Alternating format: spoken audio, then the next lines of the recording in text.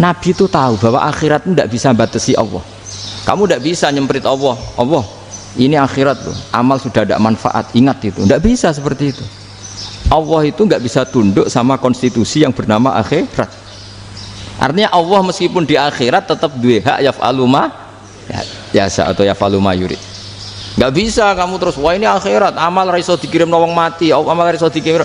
Ya pangeran kok mbok atur. Makanya ada kiai mengatakan kodok qadar ora iso dirubah, itu kamu. Makanya ada seorang kiai ditanya, kodok qadar ora iso dirubah sekali dicatat selesai. Jadi kiai tadi, tapi nak Allah iso. Dalile apa ya yamhu ma yasha wa yusbit. Nak Allah ya iso, sing ra iso kan kita. Nah, Nabi itu tahu betul meskipun akhirat itu Allah masih bisa dinego saking baiknya. Ya Muhammad irfa' ra'sak wasal tuta wasatu safa. Semat sirahmu angkat. Kowe njuk apa tak turuti. Terus semenjak itu Nabi minta apa? Syafa. Karena dulu ulama itu sudut pandangnya itu ya seperti itu. Ada yang ulama suka ibadah itu sholat, ada yang milih tidur. Sampai Imam Ghazali bilang suatu saat ibadah terbaik di zaman akhir itu tidur.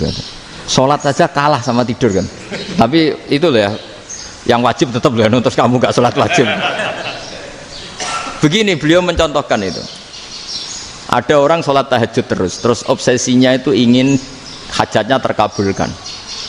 Sementara yang tidur obsesinya nikmati rahmatnya Allah, boleh tidur, bisa tidur. Kata Imam Ghazali, timbang kita tahajud terus nuntut pangeran aduk turu katanya. Mergo engko di akibat terus setan memberi bisikan, lho nyatanya kamu tahajud ya gak terkabul, berarti cerita bahwa Nabi ngendikan kalau doa tahajud mustajab enggak. Daripada ngono ki aduk turu ora tau ndonga ngono. Timbang ngabri-abri Islam timbang ngelek-ngelekin apa? Islam. Jadi ulama itu mulai dulu itu sudah berpikir.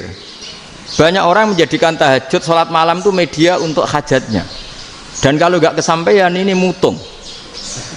Nyalahkan kiainya ijazah ramandi. Macam. Daripada ngono ora usah apa? Tahajud turu wae. Dan jenis kayak ini tuh banyak. Makanya ulama kayak saya itu saenake dhewe itu ya jarak. Saya sering didolani muhibbin terus bilang Gus saya doakan gini-gini saya mau nyalon bupati atau saya gini. Saya bilang gak waduh orang donga nak ramandi darane ulama dongane ramandi. Nak mandi kamu jadi bupati tetap nganggep karena beli. Sopo sing ora roh bupati saiki gak beli. Ribet kan? Ketika mereka jadi ngunsurkan doa kamu apa karena kemarin beli? Yang beli maksudnya nggak beli nggak usah tersinggung. Jadi ribet ngadepin. Nggak artinya gini loh, doa itu jangan dipakai begitu loh. Kalau minta nasihat tak nasihati jadi bupati yang baik, gubernur yang kalau minta doa itu resikonya.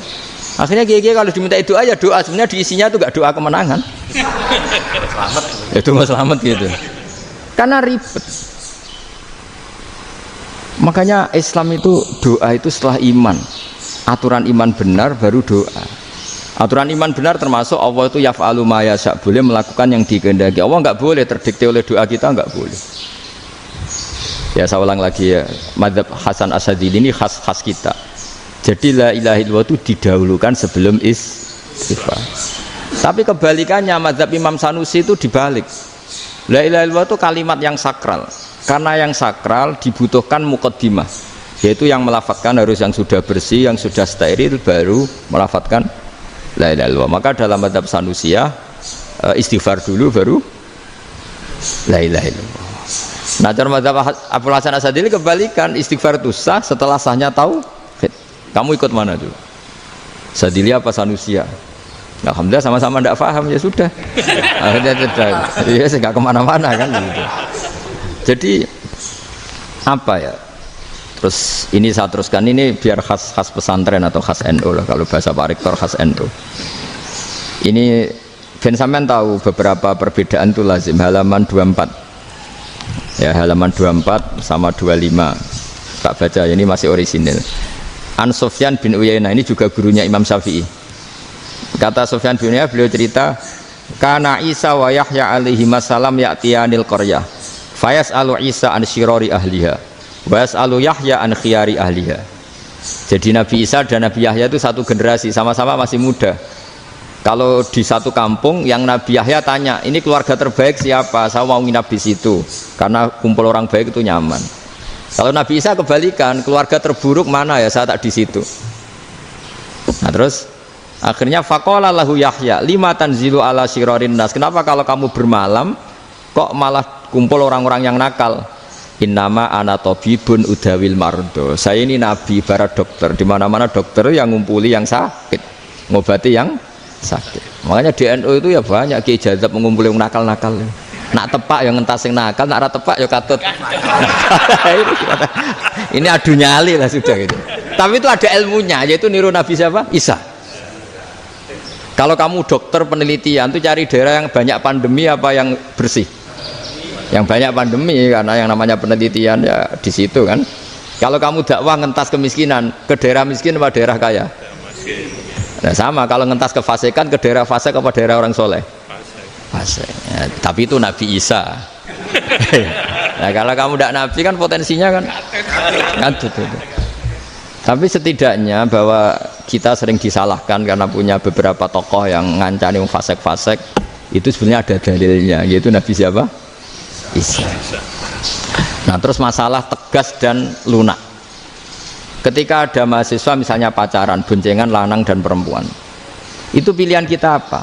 Kalau tegas, terus gak mau mendengar kita. Misalnya gini, contoh gampang, tak beri contoh Pak D, jangan orang tua, nanti secara fikih itu beda. Nah ini kan kita orang pesantren, nah, biasa ngaji fikih detail. Kamu Pak D seorang perempuan, mahasiswi misalnya, sering pacaran. Setiap ke situ sama pacarnya kamu diam saja. Padahal kamu dosen keislaman. Mesti pawanaan kamu nyimpulkan, ternyata pacaran itu tidak apa-apa. Buktinya Pak D itu tidak negur, menengah. Ini berarti as-sukut alal mungkar. Tapi kebalikannya, Pak D ini terkenal keras. Nak rono mesti ada aku ponaan. Akhirnya yura rono. Mesti ngerti nak mesti diamuk. Nah, dua orang ini sama-sama gagal kan?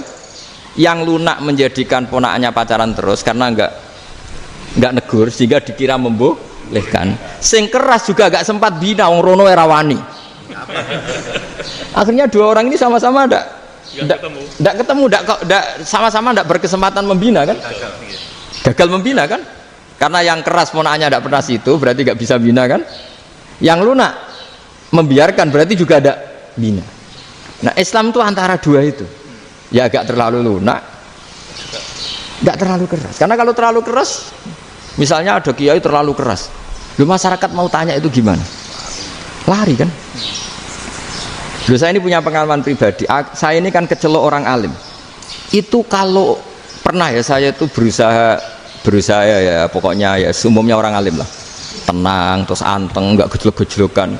Itu enggak ada yang tanya. Saya mimpi ketemu beberapa ulama itu disalahkan. Terus umat saya kalau mau tanya itu ke siapa? Wong alim wis wibawa, meneng tambah banget wibawane. Balaku Quran sering gojlok rektor macam-macam. Terus wong wanita kok, saya biasa ke pasar pandangan dicegot orang.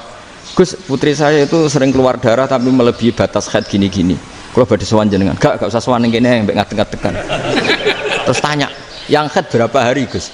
Ya supaya rudat ilal adat sebelum dia punya penyakit istighadah itu berapa?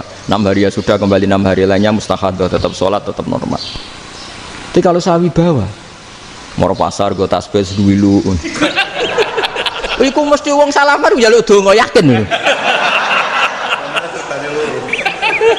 Tapi baru kayak rada uraan ketemu wong-wong dol pening ndi mak pening ndi Gus beneran Gus ketemu jenengan kula wingi badhe tua kok. Akhirnya tanya jadi uraanku itu amdan lho nek sampean asli asli uraan. Karena ada uraan lah tetap tidak wibawa kan. Jadi baru kayak uraan itu ya banyak. Saya itu kalau ngantor di Jogja itu banyak orang yang tanya. Ya biasa tuh, tanya macam-macam. Karena saya uraan. Ke pasar ya orang, bahkan di bis sering ketemu orang. Wah beneran Gus kalau badhe sowan jenengan badhe tanya ini. Ya sudah di sini aja. Jadi semua itu diilmoni. Nabi itu punya sisi yang dua-duanya jalan. Memang beliau luar biasa, dipilih Allah yang luar biasa. Nabi ketika wibawa itu banyak sahabat yang bahkan mengenali wajahnya aja tidak bisa.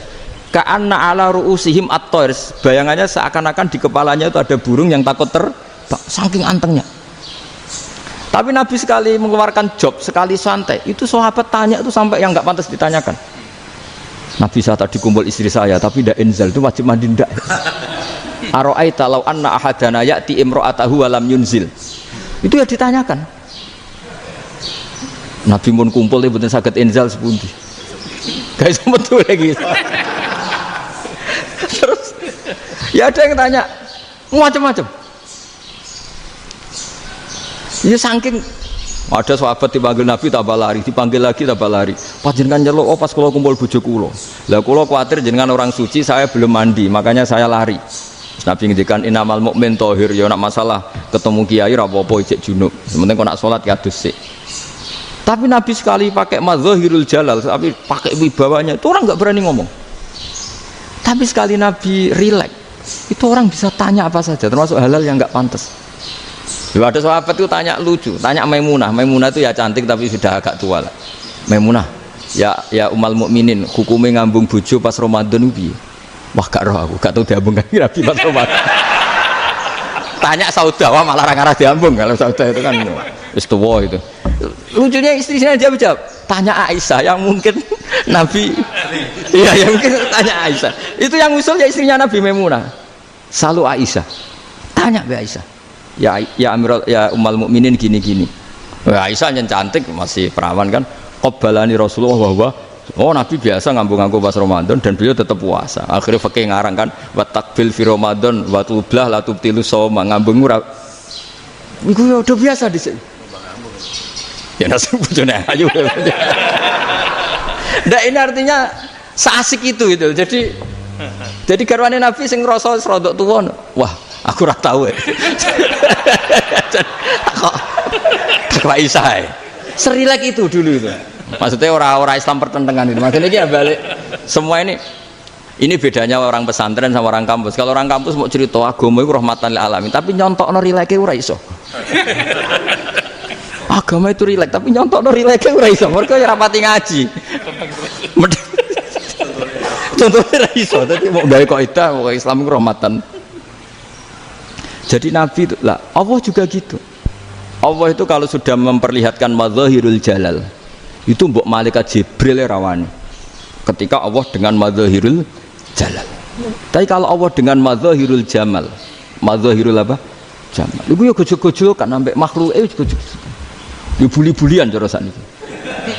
Ya sampean delok ning hadis syafaat itu, akhiru man dakhalal jannah atau akhiru man kharaja minan nar, itu di beberapa judul. Ada seorang rojul yang ahli neraka ya, dintas mbek pangeran, terus ditudono swarga. Gusti, swarga sengiler tok ora wong wayu roh, wis ngiler tok. Ngerjaluk Gusti mosok roh tok ora oleh mlebu. Jarimu asal mlebu metu kon neraka ora jaluk-jaluk meneh. Sumpah lho ya, gak jaluk apa-apa meneh. Mboten Gusti. Sekali saya keluar dari neraka ndak akan minta apa-apa lagi. Wis. Wallahi, wallahi, la as'alu ghairaha. Mesti ghaira khoslah, ghaira tilkal khoslah. Ya niku selain keluar dari neraka saya tidak akan minta lagi. Didono swarga wong do kelon seruwibet kan. Sing bojone elek kan dendam dadi ini swarga iki. Swarga wis macam-macam. Gusti mosok roh tok ora oleh mlebu. Jarine ra janji ra njaluk meneh. Akhire ya wis didelokno neraka. Jadi pangeran jawabe gampang, didelokno neraka. Roh neraka begitu menyakitkan, begitu ngeri. Sudah Gusti saya tidak minta surga, sementing nggak masuk neraka. Rabbana srif anna adzaba jahannam. Setelah lama itu diadepno swarga nenjuk mlebu swarga, terus diadepno neraka. Akhirnya ya sudah. Saiki mlebu swarga gak apa-apa. Iku jawabe lucu. Atas taziu jenengan ngenyek kula. Wong karuan ra di swarga kok mlebu swarga. Terus akhirnya mlebu swarga, kan mlebu swarga tamanna, sangen-angen sembah jaluk apa? Orang angan-angan yang indah-indah, laka wa asratu amsal yasiku tak turuti wa asratu amsalih lan lipatan ke-10. Jawab wong lanang ya lucu. Atas tazi ubi wa anta rabbul alamin. Jenengan pangeran kok ngenyekan. Maksudnya wis karuan aku ora pantes. Terus jare pangeran, la astazi ubika walakinni ala ma asya'u qadir. Aku gak ngenyek kowe, pancen aku pangeran. Nuruti kowe iku iso. Jadi Allah sendiri ketika dengan madzahirul jamal itu malaikat ya ono sing wani bantah. Masyhur itu kan malaikat yang bantah pangeran atas alufia mayufsidu fiha wa yasfikut karena Allah dengan madzahirul jamal. Yang paling masyhur Nabi Musa. Nabi Musa itu ketika Nabi Mi'raj. Nabi Mi'raj itu beliau kira-kira di langit keempat lah yang masyhur atau kelima. Ngelangkai. Nabi Musa menangis, ya Robbi ini apa-apaan? Orang sing ja'a ba'di kemudian melangkai makom saya ini apa-apaan? Jadi Nabi Muhammad kan apapun hebatnya kan junior. Kok melangkai makom saya ini apa-apaan? Enggak fair. Sampai Nabi Muhammad itu tanya gini sama Jibril, reaksi Allah gimana ketika melihat Musa seperti itu? Jawab malaikat Jibril lucu. Ya roh khiddatahu, Allah sapal gayane Musa. Biar. Jadi lucu. Ya dibiarin aja sama Allah. Tapi yang jenenge Nabi Musa itu kekasihnya Allah, tetap berkah bagi kita. Betul. Ketika setelah Mi'raj diwajibkan sholat 50, gentena Nabi Musa kelihatan nabinya. Sebenarnya Nabi Musa itu sebetulnya loh, gak nguntungkan kita sebetulnya. Tapi yang nguntungkan, sebenarnya tidak niat nguntungkan kita, tapi nguntungkan. Nabi Ibrahim kan di langit ke-6, keren lah. Konti jong ketemu Allah ngeten-ngeten kan sholat seket. Karena Nabi Ibrahim terkenal Nabi baik, tidak bantah. Bareng Nabi Musa, kenapa diceluk pangeran? Kulo akan sholat ping 50. Inna ummataka la tutiku dalik. Wah, gak kuat umatmu. Serai-rai gak umatmu ora ngarah kuat 50 rokaat. Tapi sebenarnya Nabi Musa itu niatnya bukan membela kita. Fa inna ummati la umatku sing gagah-gagah ra iso meneng umat. Berarti sebetulnya ya itu masih pakai gengsinya sebetulnya. Wes ngono-ngono lah sementing kita untung. Sebetulnya dia itu enggak terima wong umat saya aja yang lebih kuat. Enggak kuat apalagi umatmu.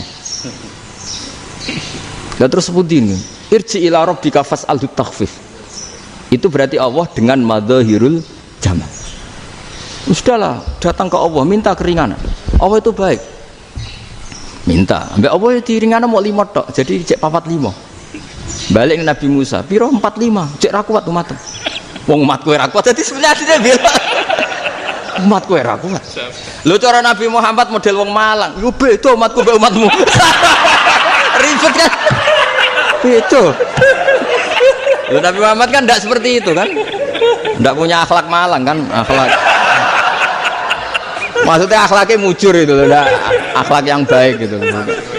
Ya akhlak yang mujur, bukan yang Malang gitu. Jadi Nabi ya manut. Tinggal 40 kan, dikurangi lagi 35 sampai 9 kali kan, masyhur itu. Ya kan kalau dikurangi 55 kan berarti turun naik kan 9 kali. Itu setelah 5 itu Nabi Musa aja usul masih ragu. Itu cara Nabi munggah nentek ya. Ini entek ya. Terus iya doa tuntas betul. Sebebas. Terus munggah ado-ado laopon. Ngapain itu?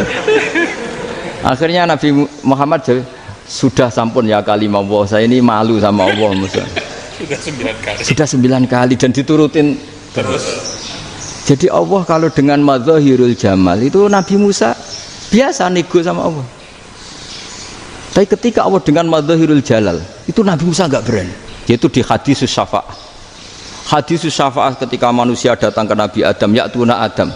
Ya Adam anta abul basar ngene isfa'li ana inda rabbik. Kamu saya minta mensafaati kita. Nabi Musa, Nabi Adam inna rabbi qad ghadibal yauma ghadaban lam yaghdab qablahu mislah wa la yaghdab ba'dahu mislah. Ini Allah sedang murka besar dan tidak akan murka seperti ini lagi. Sudah saya tidak berani, nafsi. Nabi Ibrahim enggak, termasuk Nabi Musa ketika di itu ya enggak berani. Karena Allah dengan madzahirul jalal. Itu Nabi Musa enggak berani. Sudah saya sendiri itu pernah salah. Yaitu saya membunuh seseorang yang enggak disuruh oleh Allah membunuh itu. Yang pas jotosi orang Kipti.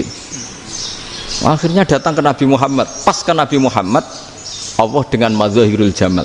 Apa dengan madzahirul jamal sampai Kanjeng Nabi ngendikan analah saya akan memintakan syafaat kalian. Terus fa ahmadu rabbi bima hamida allamaniha rabbi. Saya muji Allah dengan pujian-pujian yang orang lain tidak tahu, hanya saya yang diajari, kata Rasulullah. Ya di sini menurut banyak ulama termasuk kitab yang saya baca, kenapa Muhammad sebagian namanya Ahmadu. Itu dari af'al tafdil fa Muhammadun ahmadu min ghairihi. Muhammad Rasulullah itu kalau muji Allah di atas cara mujinya nabi yang lain. Jadi Ahmadu bukan dari fi'il mudhari' lil mutakallim tapi dari af'al apa? Tafdil. Fa Muhammadun ahmadu min ghairihi. bahwa Kanjeng Nabi Muhammad SAW itu cara mujinya Allah di atas pujian para nabi. Makanya di sini Sayyid Ali Zainal Abidin kalau muji hamdal hamidin wa fauqa hamdil hamidin. Jadi pujian saya ini di atas rata-rata cara mereka apa? Memuji. Yaitu sirinya apa? Nabi itu tahu bahwa akhirat tidak bisa batasi Allah. Kamu tidak bisa nyemprit Allah. Allah, ini akhirat loh. Amal sudah tidak manfaat. Ingat itu. Tidak bisa seperti itu. Allah itu nggak bisa tunduk sama konstitusi yang bernama akhirat. Artinya Allah meskipun di akhirat tetap dua hak yaf'alu ma yasa atau yaf'alu ma yurid. Nggak bisa kamu terus wah ini akhirat amal ra iso dikirim wong mati, amal ra iso dikirim. Yo pangeran kok mbok atur. Kalau kita yang mengirimkan tidak bisa, tapi kalau Allah tetap bisa. Makanya ada kiai mengatakan kodok qadar ra iso dirubah, itu kamu. Makanya ada seorang kiai ditanya, kodok qadar ra iso dirubah sekali dicatat selesai. Jadi kiai tadi, tapi nak Allah iso. Dalile apa yang huwa ma yasha wa yusbit. Nak Allah ya iso, sing ra iso kan kita. Nah, Nabi itu tahu betul meskipun akhirat itu Allah masih bisa dinego saking baiknya. Akhirnya Nabi sujud, masyhur itu terus, ya Muhammad irfa' ra'sak wasal tuqa wasa'tu safa. Semat sirahmu angkat, kowe njuk apa tak turuti. Terus semenjak itu Nabi minta apa? Syafaat. Jadi makanya terus banyak GNU sing wis macam-macam lah. Sing ana sing potongane wedi terus hati-hati. Iku berarti makome Madhahirul Jalal. Ana sing amen guyon nek makome Madhahirul Jamal. Ana sing ra jelas ngene iki, sing ra jelas. Nak guyu buanter kok nangis yo buanter. Jebule urusan utang. Lah ini sudah yang udah. Jadi makanya yang rileks saja. Sebenarnya agama ini santai, rileks karena agama ini harus bifarohin wasururin. Enggak boleh agama ini dibawa dengan kekerasan, dengan antisosial. Karena agama ini harus kul bi fadlillah bi rahmati fa bidzalika falyafrahu, harus senang, harus rileks. Makanya saya jadi kiai itu senang takutnya gini. Sekali saya tidak senang jadi presiden buruk. Ternyata jadi wong alim ora enak. Itu contohnya. Sampean merengut terus uripe susah. Nanti orang tidak berani jadi orang alim. Makanya saya buktikan bahwa saya lebih bahagia dibanding rektor. Nanti orang ingin jadi rektor semua nggak ingin jadi orang alim. Iya, makanya ini kan bentuk kearifan lah. Jenengan ngakui fungsi kiai kayak saya itu bentuk kearifan. Saya juga ngakui jenengan ini butuh kearifan. Saya sering didolani KUA itu rata-rata ya didikan kiai. Kompilasi hukum Islam itu banyak ya, janda cantik. Contohnya harus cantik, kalau jelek nggak mungkin terjadi kan. Ada janda cantik kebetulan suka kawin tapi takut zina. Saya ulang lagi, suka kawin tapi takut. Itu seringnya gitu Pak Rektor. Jadi dia kawin bosen, bilang ke KUA, Pak saya sekarang mau nikah sama ini. Loh, tapi kamu mau punya suami. Ya tapi kan nggak tercatat Pak. Itu KUA-nya rata-rata itu nggak berani. Meskipun nggak tercatat, karena secara fikih meskipun nggak tercatat tetap dia seorang perempuan yang bersuami, maka nggak boleh nikah sama orang lain.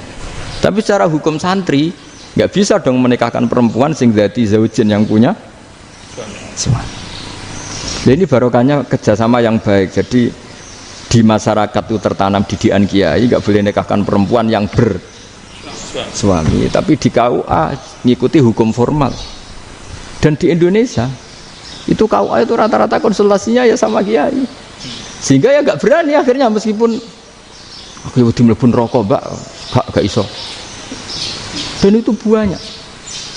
Seorang lagi ya, makanya ini kan pesantren itu nggak boleh mati. Orang kiai-kiai kayak saya nggak jelas-jelas itu harus lebih jelas lagi. Karena ini yang on time, yang online, yang siapa saja bisa tanya. Saya itu SMS saya itu nggak punya HP WA. HP jadul itu SMS-nya tiap hari tak berapa. Orang yang tanya dari Kalimantan, dari Aceh. Gus di kampung saya ada masjid 2 itu yang Samana. Ada yang dari orang perkotaan, Gus di perumahan baru ada masjid, yang Jumatan baru orang 12, sah enggak? Ya langsung saya jawab, sah. Dalilnya ini. Ya sudah. Nah, tapi kata Imam Syafi'i gini harus orang 40, itu madzhab Syafi'i, dalam madzhab yang lain gini-gini. Itu kalau tanya rektor itu kan ribet, masuk ajudan dulu, asisten dulu, panjang.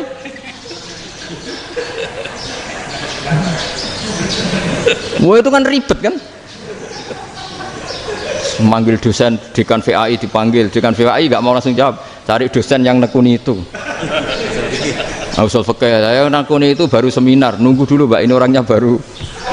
Panjang kan. Bisa tutup Islam kalau kesuwen. Coba kalau tanya kiai kan enggak ketemu di jalan. Dulu Mbah Zubair kata Mbah Mun, saya termasuk santri yang diapresiasi Mbah Mun. Dhisik Mbah Zubair yang ngono, anak nong takok pesowan gak oleh. Gak takok ning kene. Jangan biasa ditanya orang ngadeg-adegan. Ya alhamdulillah ilmunya cukup, kalau gak cukup ya kok sik. Jadi sebetulnya orang sopan itu ya agak-agak ada yang ditutupi sebetulnya. Mboten prayogi teng dalan nginjang mawon matur. Ya sebetulnya sebetulnya memang ilmunya agak cukup gitu. Tapi itu sebenarnya secara fikih itu haram, menunda itu haram.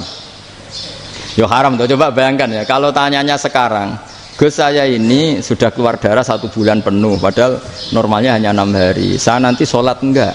Kalau nginjang mawon dugi kula, berarti kan hari ini belum ada keputusan. Sholat apa enggak kan? Tapi karena modus tadi, boten prayogi nggih ngendikan ngoten teng dalan nginjang tengen kula. Itu kemungkinannya 2, sopan atau goblok, itu saja. Kayaknya kalau sopan enggak lah. Kayaknya enggak lah kata saya. Karena secara fikih itu jelas haram. Bagaimana mungkin sesuatu yang harus dipraktekkan nanti duhur dijawab besok, berarti duhur, asar sampai subuh belum ada jawaban, berarti nggak ada sholat kan? Ya, makanya dibutuhkan orang-orang alim yang kultural seperti ini, dan NU menghormati kultural.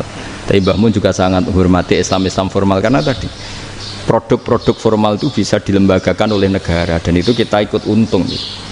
Makanya Mbah Mun itu kalau punya tamu KUA, punya tamu polisi sampai pejabat itu. Kenapa saya contohkan KUA? Supaya jangan kira seperti pendapat orang-orang hasud, wah ya mesti aja disolani presiden seneng, menteri seneng. Enggak juga, sebenarnya semua kiai itu mulai KUA sampai polisi, polsek, polres itu seneng semua, karena sama-sama diajak mengawal bangsa ini, diajak mengayomi semua masyarakat. Tapi kadang-kadang masyarakat ngeritiknya, jenenge kiai disolani menteri ya seneng, presiden, padahal yang sowan kiai itu ya mulai KUA, kapolsek, kepala desa, RT, mudin. Itu mudin kalau tanya ya lucu-lucu. Gus kalau nate nyembelih pitik kemanian, pitik gue gede man. Akhirnya Gus ngerti nak kemanian langsung tak sebelah meneh. Terusane gue sah tau. Ribet. Ya tak jawab. Lah pitike masih gue jek urip to ora? Jek urip Gus. Wis sah cara madzhab Malik jek urip. Karena itu ada perdebatan antara madzhab Malik dan madzhab Syafi'i. Nah cara Imam Syafi'i itu agak ketat. Hewan yang punya kehidupan sudah mutharibah, misalnya ayam jago, contohnya harus jago, karena kalau ayam kecil diikhlaskan haram. Jadi yang cilik wae kan gitu. Fikih itu ya, fikihnya orang Indonesia itu pecundang. Kalau ayam kecil nggak ditanyakan, mate ra wis. Kalau jago, jago ditabrak truk kejet. Andai kan nggak disembelih pun mesti mati. Itu cara madzhab Syafi'i itu haram. Karena penyembelihan ini tidak menjadi penyebab kematian, tapi memang karena kecelakaan tadi. Tapi cara madzhab Imam Malik enggak. Andai kan enggak disembelih, matinya kan 2 menit lagi atau 1 menit lagi. Andai kan enggak disembelih, berarti mati sekarang itu bawaan pisau apa bawaan kecelakaan? Ya sudah halal gitu caranya. Nah akhirnya ya saya bilang ya sudahlah, kita semuanya Malik. Jadi cara debat, cara Imam Syafi'i enggak, cara berpikir itu sudah tidak kehidupan yang normal, yang dimana-mana penyembelihan itu mematikan yang hidup normal. Jadi agak ketat. Sehingga dalam contoh kemanian, kalau dalam bahasa Jawa nyembelih agak sempurna terus pesonya jatuh atau apa itu, kalau pakai madzhab Syafi'i agak kesulitan. Jadi kalau madzhab Malik asal diselesaikan secara fauron, dan juga sebagian madzhab Syafi'i itu halal. Nah orang mesti tanya gitu, Gus, wedhusku tabrak truk, man Gus kejet. Tapi nak pitik cilik ra ditakokno. Makanya termasuk kritiknya Mbah Mun, tapi ini madzhabnya Mbah Mun ya, kamu boleh ikut boleh ndak, karena ini urusan ndak penting. Jadi wong lucu, nak ditakoki yuyu muni haram mergo amfibi. Yuyu ngerti ya, Man? Yuyu nggih. Tapi nak ditakoki kepiting muni halal. Mergo nak yuyu haram gak eman, nak kepiting eman. Besar. Padahal alasannya coba, kenapa yuyu haram? Karena amfibi kan, bisa di air. Pertanyaannya, kepiting seperti itu ndak? Nah, tapi kepiting kalau haram kan eman. Karena besar kan. Kalau yuyu silahkan haram kan gitu. Artinya apa? Fikih kita ini agak-agak pecundang gitu, agak-agak pertimbangan. Iya, ini lucu kan? Kualitatif. Coba alasannya yuyu haram karena apa? Ambibi kan? Hidup dua alam. Pertanyaannya kepiting seperti itu enggak? Iya. Iya, kenapa kalau orang tanya, yuyu haram apa halal? Rata-rata jawab haram. Tapi kalau kepiting mulai khilaf. Loh mestinya kan sama kan? Lah itu karena unsur imannya. Iya tadi. Saya juga sering melihat tonggo-tonggo itu. Ayam cuwilik sama ini ketabrak truk, nggak ada yang tanya. Tapi saya pernah jalan-jalan di Naruan sini, ono jago ketabrak, sing duwe langsung marani kula pas saya naik motor. Gus ini halal apa haram?